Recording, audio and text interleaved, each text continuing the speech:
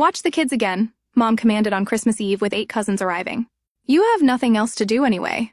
I smiled and nodded. While they partied downstairs, I slipped out the back door. The screaming started when they found 8 unsupervised children.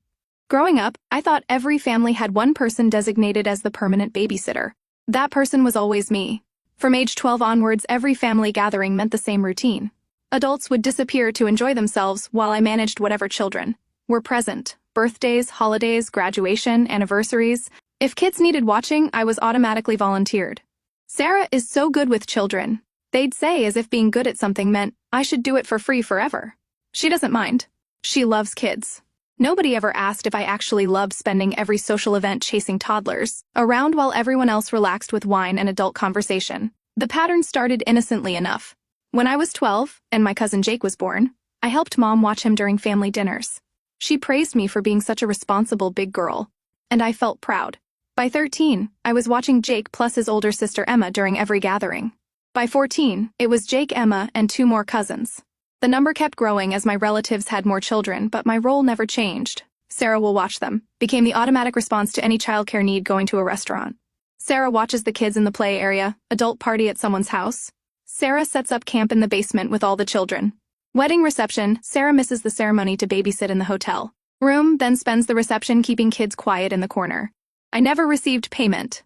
When I tentatively suggested it, once at 16, my aunt laughed, or family. You don't charge family for helping out. But somehow this logic only applied to me. When my cousin Derek mowed Uncle Mike's lawn, he got $20. When I provided 8 hours of childcare at a family reunion, I got a pat on the head and told I was such a good sport. The worst part wasn't missing out on family conversations or adult activities. It was watching my cousins grow up to expect this arrangement. By the time the oldest kids I babysat became teenagers themselves, they looked at me with mild confusion when I tried to join adult conversations. To them, I wasn't really an adult family member. I was Sarah, the babysitter who happened to be related to them. High school was particularly brutal. While my friends spent weekends at movies or hanging out, I was committed to endless family obligations. Every Friday night, someone needed childcare. Every Saturday, there was a birthday party requiring supervision. Every Sunday, extended family dinner meant wrangling. Whoever's kids were present that week can go out with friends anytime. Mom would say when I protested, family comes first, but family never seemed to come first for anyone else. My brother got to skip family events for sports practices. My sister was excused from gatherings because of her part-time job. Only my schedule was considered completely flexible and available. College offered brief respite, but summer breaks brought me right back into the babysitter role. Even worse, my relatives had become accustomed to professional-level childcare from me. They expected me to plan activities, provide snacks, handle multiple age groups simultaneously, and deal with behavioral issues, all while remaining cheerful and grateful for the opportunity to help family. The breaking point should have come during my junior year spring break. Instead of relaxing after finals, I spent the entire week providing free childcare for 3 different families who were so busy with work. I watched 9 children across 7 days, missing my friend's beach trip because Sarah is so responsible and we really need the help, but I kept accepting it. Part of me still believed I was being helpful. Good family members sacrifice for each other. Another part feared the confrontation that would come from saying, no, I built my entire family identity around being useful without that usefulness. What value did I have to them? The real wake-up call came during my therapy sessions in college. When I mentioned spending every family gathering, babysitting, my therapist looked puzzled. Every gathering. What about your relationships with your adult family members? I realized I didn't have relationships with my adult family members. I had work relationships. They knew me as a service provider, not as a person with thoughts, feelings, and interests. I couldn't remember the last time an aunt or uncle asked about my major, my goals, or my life. Our interactions revolved entirely around childcare logistics. Do you enjoy spending time with these children? My therapist asked the honest answer. Surprised me. I did like kids in general, but I resented these particular children because they represented my prison. I felt guilty about that resentment, which made the whole situation worse. I was trapped caring for kids. I'd grown to resent while missing out on the adult relationships. I craved graduation, brought new challenges. Now that I was a real adult with a job, surely the babysitting would end. Instead, it intensified. Sarah's schedule is more flexible than ours became the new reasoning because I wasn't married or didn't have children of my own. My time was still considered less valuable than everyone else's. The requests became more elaborate too. Instead of just watching kids during gatherings, I was expected to provide full weekend childcare when parents wanted romantic getaways. I was volunteered for school pickups when regular babysitters canceled. I became the emergency contact for every child in the extended family. Good practice for when you have your own kids, my sister-in-law cheerfully explained while dropping off her 3 children. For another unpaid weekend of babysitting, the assumption that I definitely wanted children of my own, and that caring for other people's children was somehow preparing me for that, felt particularly galling. By age 27, I calculated that I provided thousands of hours of free childcare. If I had been paid minimum wage for those hours, I could have afforded a decent car or a down payment on a house. Instead, I had nothing to show for it except a family reputation as someone who was always available and never said no. The Christmas that changed, everything started like all the others. Mom called in November with the familiar directive. Christmas Eve at our house this year. Cousins are bringing all their kids, so we'll need you to handle the children while we enjoy dinner and catch up. 8 children ranging from ages 3 to 12 would be attending. I was expected to keep them entertained, fed, and quiet while the adults had their celebration upstairs. After dinner, I'd put the younger ones down for naps and continue supervising the older ones until parents decided it was time to leave. What time should I arrive? I asked, already mentally preparing for another lost holiday. Come early to help set up the kid area in the basement. Mom instructed, and maybe prepare some activities. Last year, they got a little loud during dinner. Something about that phrase, got a little loud during dinner, struck me wrong. These weren't my children. I hadn't chosen to have 8 kids. Yet somehow their noise during dinner was my responsibility to prevent. I was being held accountable for managing children who weren't mine. During a holiday celebration, I wasn't really participating in that night. I called my college therapist. Though I hadn't spoken to her in 2 years, she remembered me and agreed to a phone session. What would happen? If you said no, she asked, they'd be angry. They're counting on me. What would actually happen to the children? If you weren't there, I paused. Their parents would have to watch them. And would that be harmful to the children? No, it would be normal. Parents watching their own children is normal. So the only person harmed by you saying no would be adults who would have to parent their own children during a family gathering. Put that way, it sounded ridiculous. These weren't single parents struggling to make ends meet. These were couples with comfortable incomes who wanted to enjoy adult conversation without the responsibility of watching their own children. They weren't asking for help during emergencies. They were asking me to provide luxury childcare so they could pretend to be childless for an evening. I think I've been enabling them. I admitted what you do with your time. If you weren't babysitting, the question caught me off guard. I had been babysitting for so long. I had forgotten that family gatherings could involve anything else. I talk to people, learn about their lives, share what's happening in mind, actually participate in my own family. Sounds like what most people do at family gatherings. He was right. Most people went to family events to connect with relatives, not to provide unpaid labor. I'd somehow become the designated service provider rather than a family member. We developed a plan. I would attend Christmas Eve, but decline the babysitting role. They insisted I would leave. I practiced responses for common guilt trips. I'm here to spend time with family, not work. The children have parents who can supervise them. I'm not available for childcare tonight. The week before Christmas, I felt increasingly anxious. This family dynamic had been in place for 15 years. Changing it would cause conflict, disappointment, and probably anger. But continuing it meant accepting that my role in this family was as unpaid help, rather than a valued member. I decided to test the waters by calling my cousin Janet, whose 3 kids I frequently watched. Hey, I'm looking forward to Christmas Eve. I said, I'm excited to actually catch up with everyone this year instead of being stuck in the basement with kids. Long pause. What do you mean? I won't be babysitting this year. I want to participate in the adult gathering. Another pause. But who's going to watch the kids? You and the other parents? I assume, Sarah, that's not really practical. There are 8 children. The adults want to enjoy themselves, and I want to enjoy myself too. I'm an adult member of this family, not hired help, but you're so good with kids and you don't have any of your own to worry about. There it was. The assumption that because I didn't have children, my time and desires were less important than people who did. I'm good at lots of things, but that doesn't mean I should do them for free forever. I can't believe you're being this selfish right before Christmas. The word selfish hit hard because I'd been avoiding it my entire life. Being called selfish was my greatest fear, and family members knew it. But my therapist had prepared me for this. Wanting to participate in my own family gathering isn't selfish. I said, expecting someone else to provide free childcare so you can ignore your children is selfish. Janet hung up on me. Within hours, my phone was buzzing with messages from other family members. The word had spread quickly. Sarah was refusing to help with kids and being difficult. Guilt trips came in waves. Mom, I'm very disappointed in you. Family helps family. My brother, can't you just do this one more time? It's Christmas. And Carol kids will be so confused if you're not there for them. Sister-in-law. I don't know what's gotten into you, but this isn't like you. That last message was the most revealing. This wasn't like me, because they'd never known the real me. They only knew Sarah the babysitter, always available and never complaining. The idea that I might have needs, wants, or boundaries was genuinely foreign to them.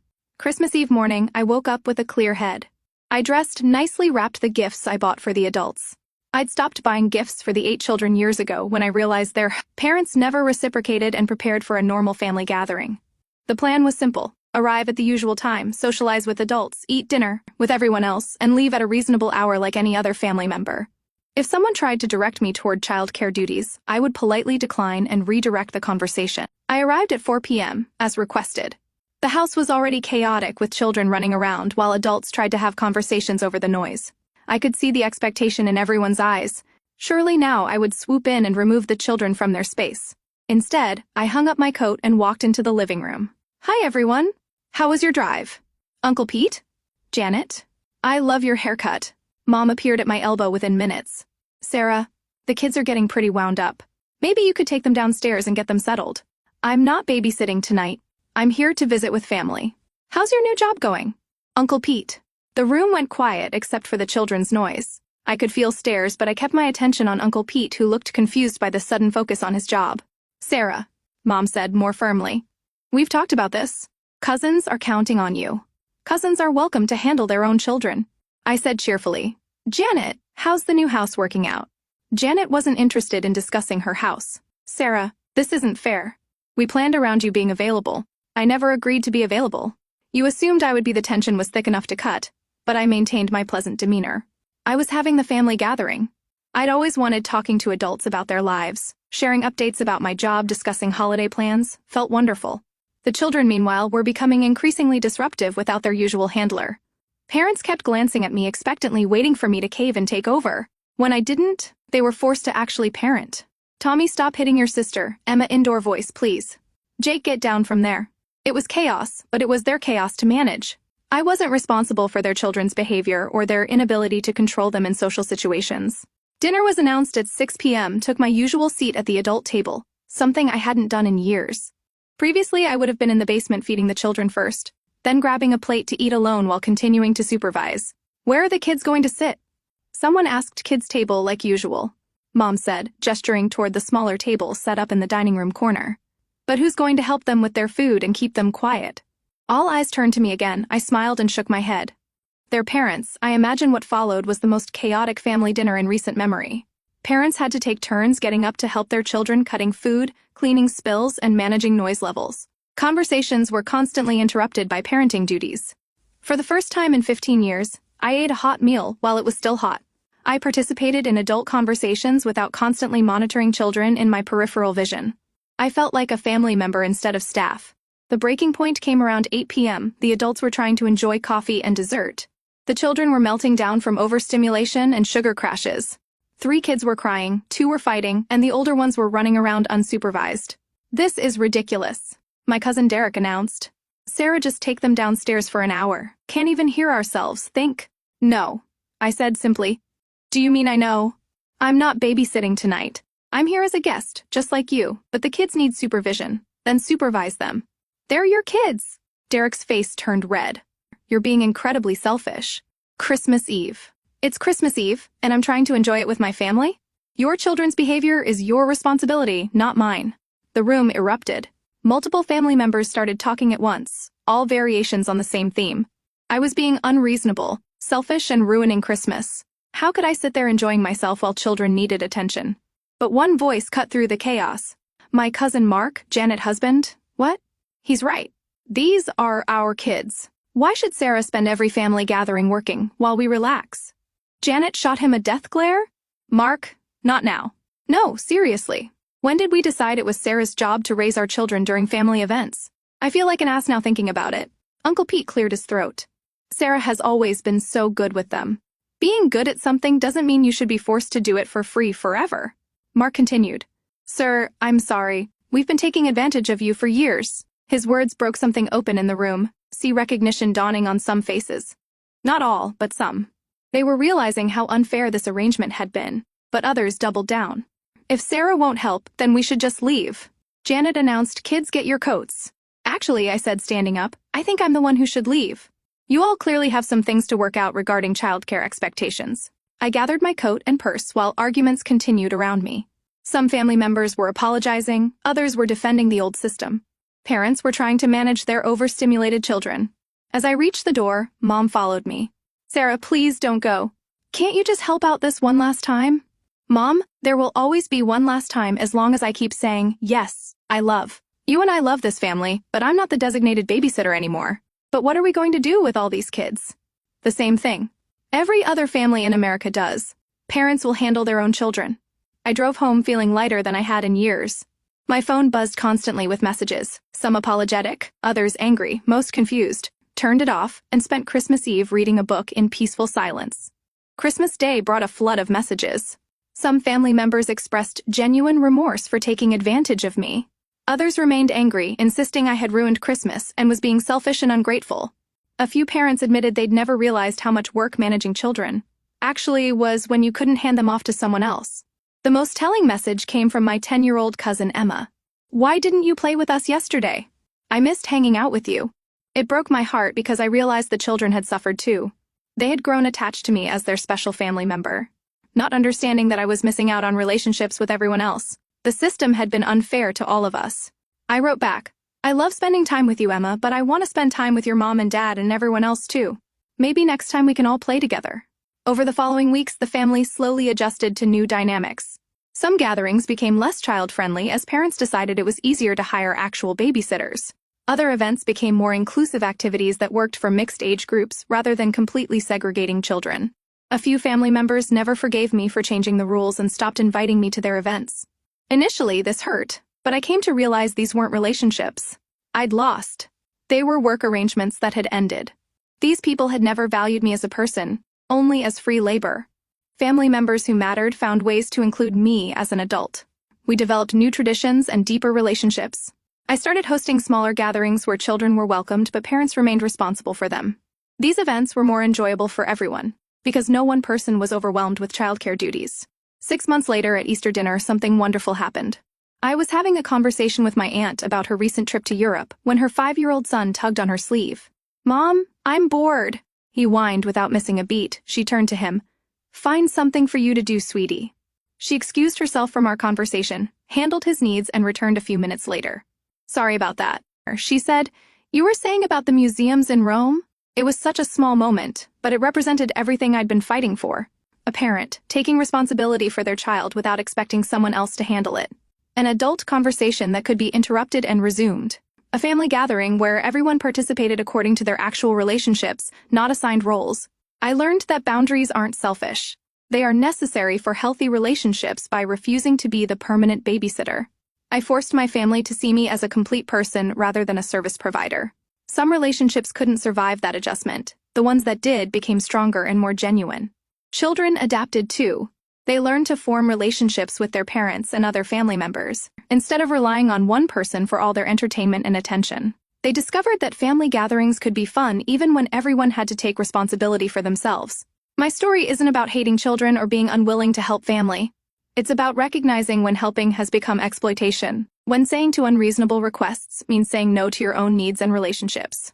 Today, I still enjoy spending time with my young cousins, but on equal terms with other family members. I'm not their default caregiver or entertainment director. I'm their adult cousin who sometimes plays games with them, sometimes has conversations with their parents, sometimes just enjoys a quiet cup of coffee while observing the beautiful chaos of family life.